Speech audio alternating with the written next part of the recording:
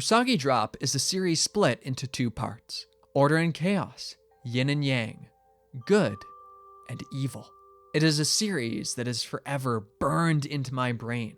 It is a series that makes me speak in a melodramatic tone to impart upon you how serious the situation truly is. It is a series that betrayed me. It is a series that betrayed us all. The first half of Usagi Drop is an absolutely lovely slice-of-life story about a 30-year-old man named Daikichi. When his grandpa dies, he leaves behind an illegitimate daughter named Rin. While the rest of the family views her coldly, as little more than a burden who's been thrust upon them, Daikichi steps up to the task and takes her in.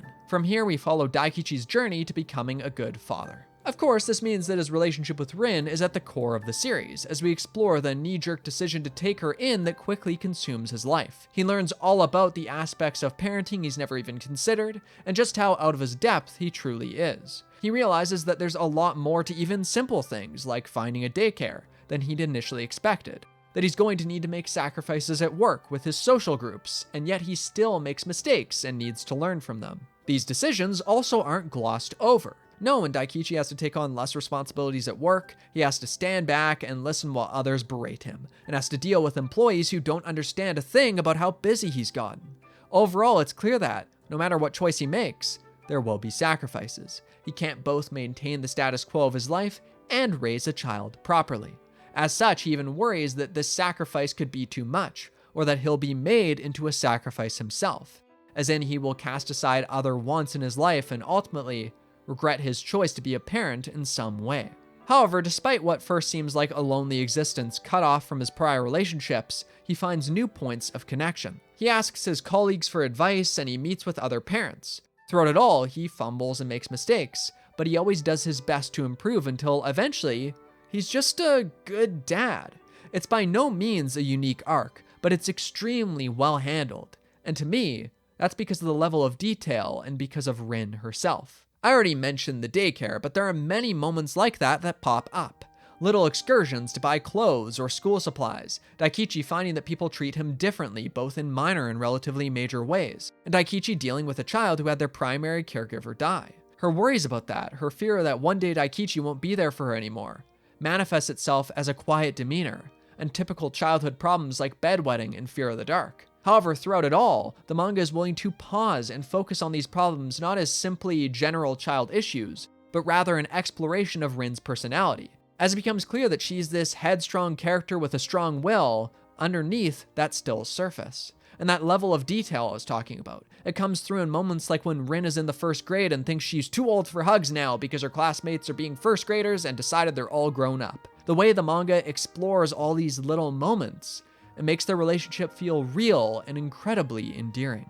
Actually, I want to focus more on that bedwetting thing I mentioned earlier, because it's a great example of how this manga takes typical childhood behavior but explores it in a really real way. See, at this point, Rin isn't wetting the bed in her sleep. She's just scared of the dark and can't bring herself to go alone. However, she also doesn't want to wake Daikichi. To me, wrapped up in all this, there's a little girl who already lost one father figure, and is afraid that she'll make a wrong move, that her new place in this world is flimsy, and that all it will take is being a bit too much of a burden, and her new guardian will reject her. And why wouldn't that be the case? She doesn't know this guy all that well. He doesn't know her.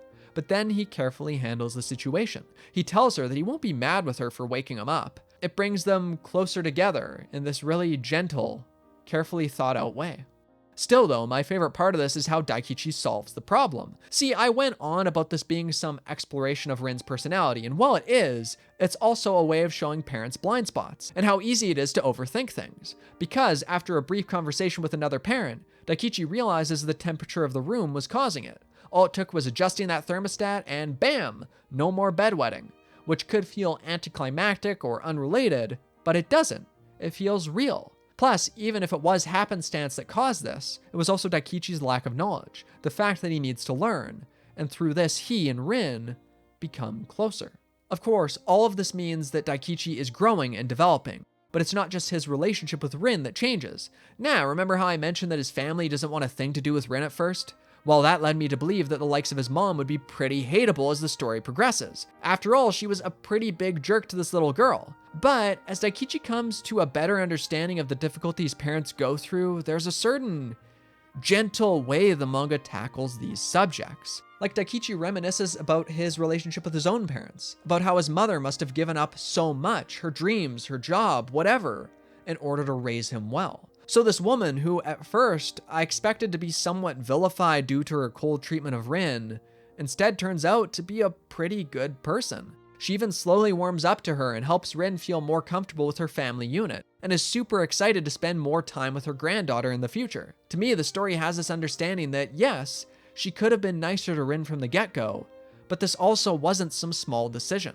Taking her in would have meant really committing, and if she wasn't ready for that, if she had already raised her other children and didn't have it in her anymore, maybe that doesn't make her a bad person. Maybe that just makes her a person. Overall though, I've mainly been talking about character stuff, and while that's definitely the focus of the manga's first half, there is also something of a plot developing with the mystery of who Rin's mother is.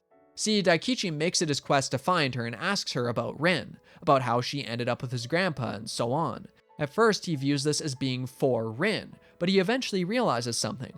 Maybe this isn't what she really needs right now. Maybe he's doing this more to satisfy his own curiosity than anything else. After all, while he spends time looking for her, he sometimes neglects Rin, until he realizes that right now, she needs support from him in the day-to-day. That's what's most important at this time. Still, he does find something of a balance and eventually tracks down the mother. Now, this was a character I was ready to have the story vilify.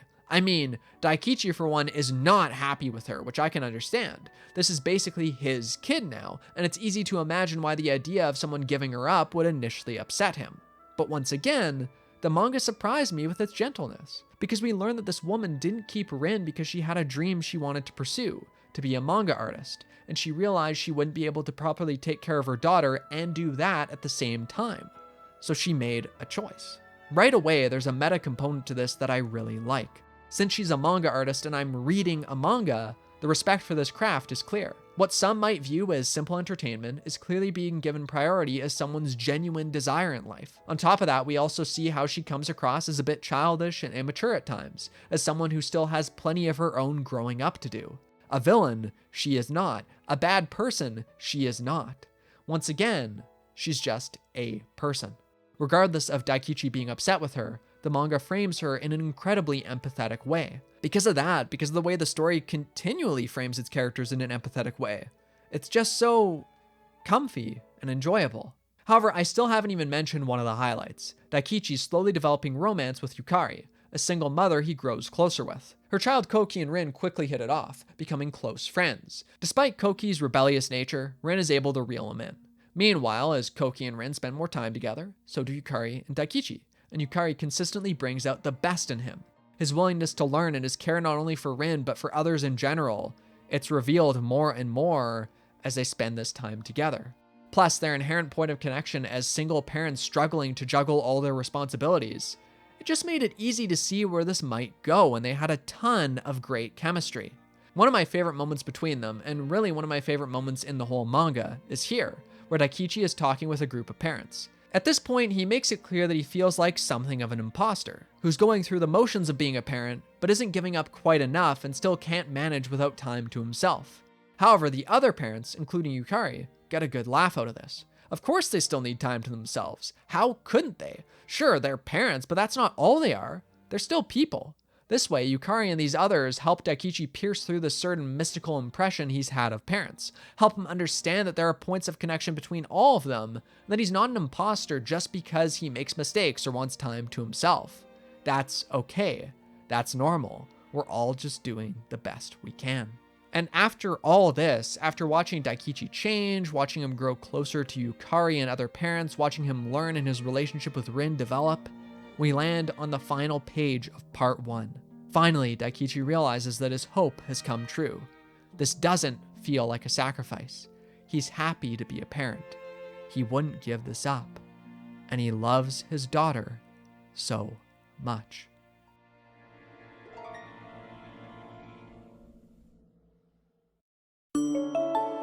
When Usagi Drop suddenly underwent a 10-year time skip, I was shocked. Seemingly out of nowhere, Rin and Koki are in high school. And what had previously been this detail-oriented series, there's a huge gap in Daikichi and Rin's relationship. Meanwhile, somehow, Daikichi and Yukari still aren't together? Huh. That's weird.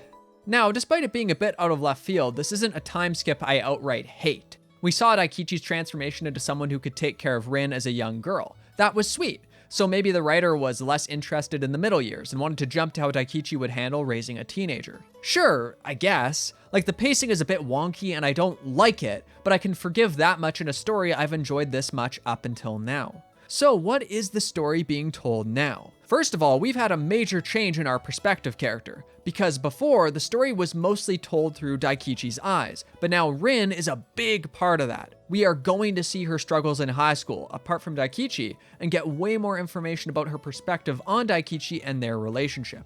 And honestly, that's pretty cool. This change of pace could really spice things up.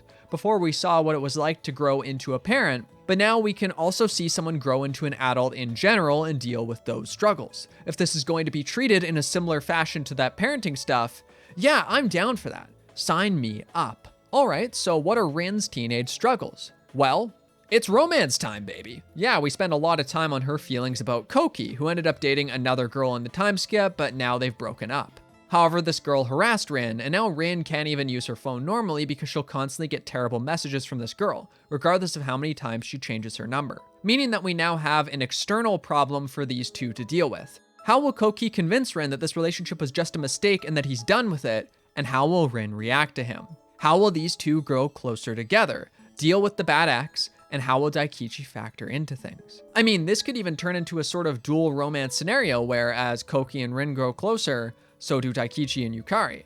Except there's one small thing. That isn't the story. Not really, anyway.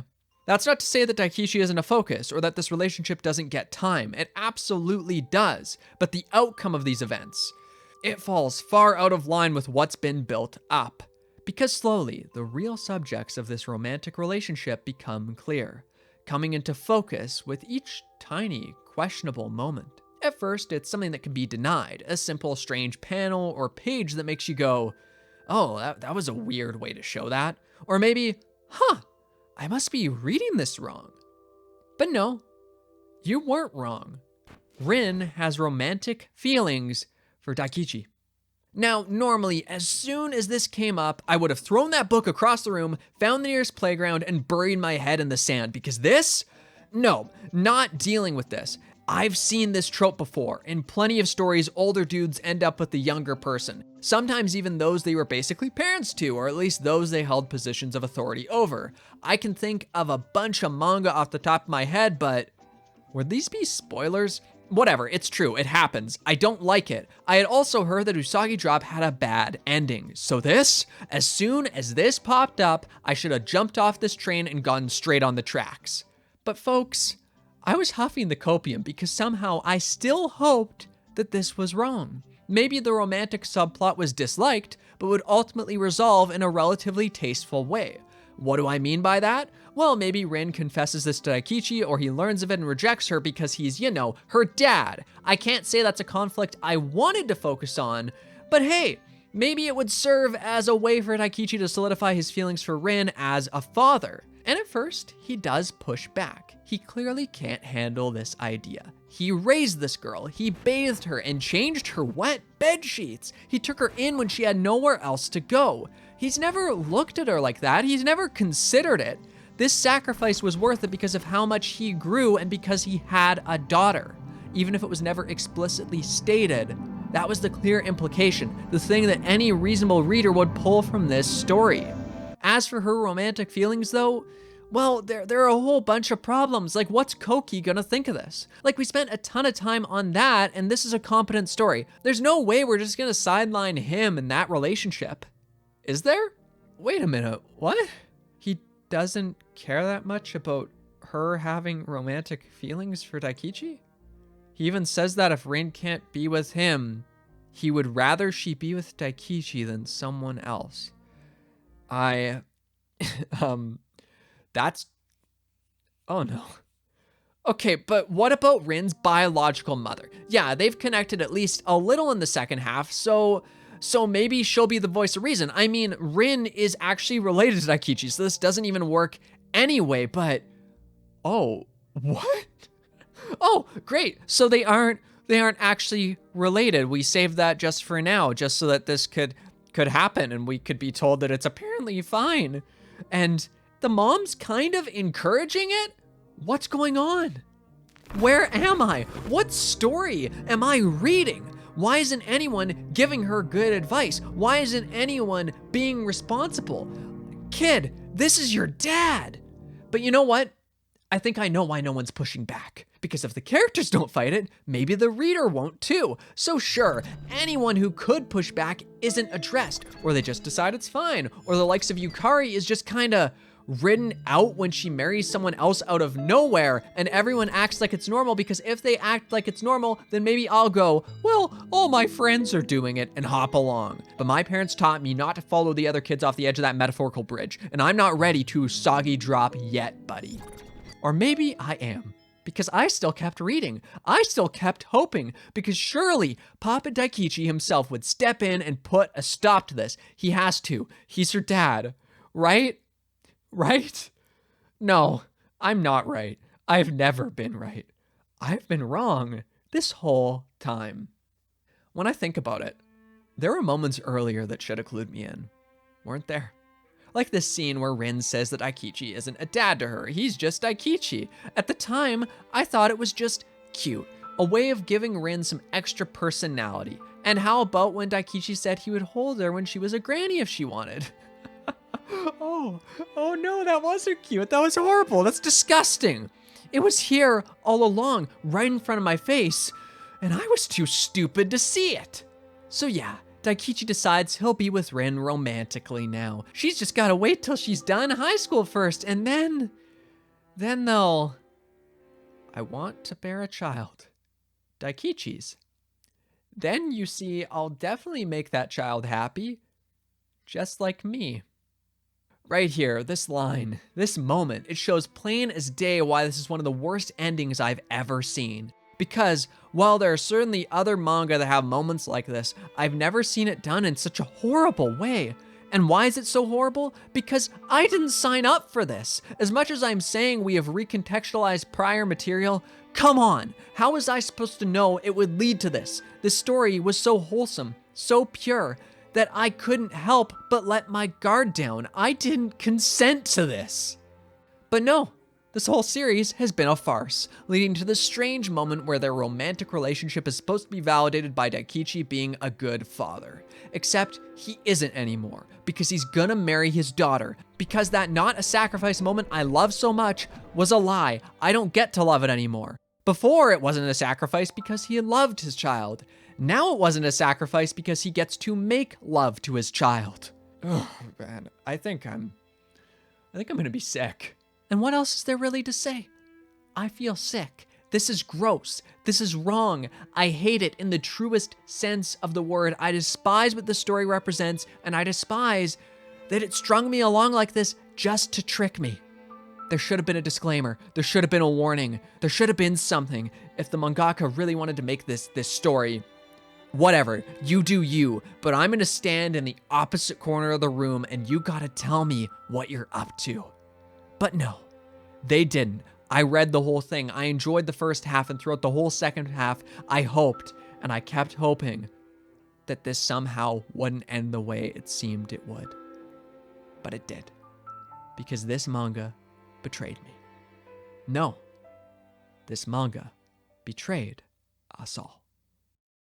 Thank you for watching this video. I hope you enjoyed it. If you're another person who went through Usagi Drop way back when, or even recently, hey, how are you doing? I hope you're okay after that.